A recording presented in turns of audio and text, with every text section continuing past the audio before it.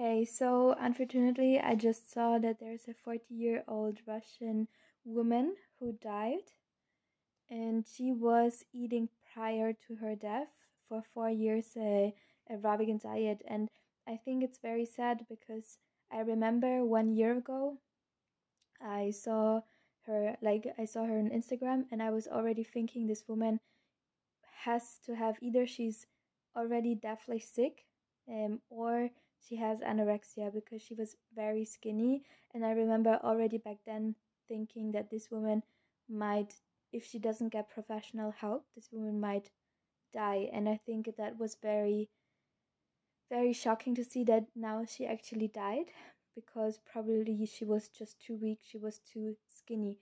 And then I saw a post which uses her picture, which I think is really terrible, and said that the rawvegan diet is at fault. And this is, from my experience, not correct. It is not backed up in science. So I've been eating mostly rawvegan diet for over 6 years now. It's been the best thing that I've done for my health.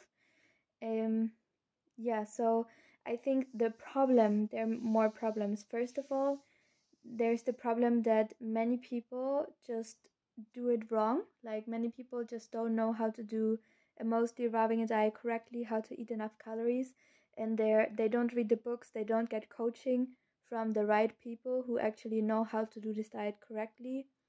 And so they don't eat enough, or they count calories, or they are maybe suffering as well with an eating disorder.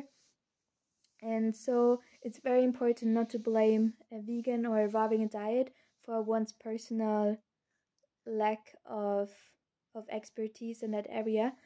And I think so that's the first point. The second point is, yes, I definitely agree what I've observed in the rawvegan community, that there are some people are struggling with disordered eating, and they promote it to other people, let it be orthorexia or anorexia. And I think that this is a huge problem, and that's why I also created my coaching program, where I go into all of those different topics and explain it into much more detail to people and wake people up to what is going on, like what some people are promoting in the rawvegan community, so that they don't fall into this deadly trap. Because as we've seen, this woman died obviously because we don't know. I very much think that it was anorexia, but it could have also been maybe she already had a deadly disease that but I think it was an eating disorder that killed her. So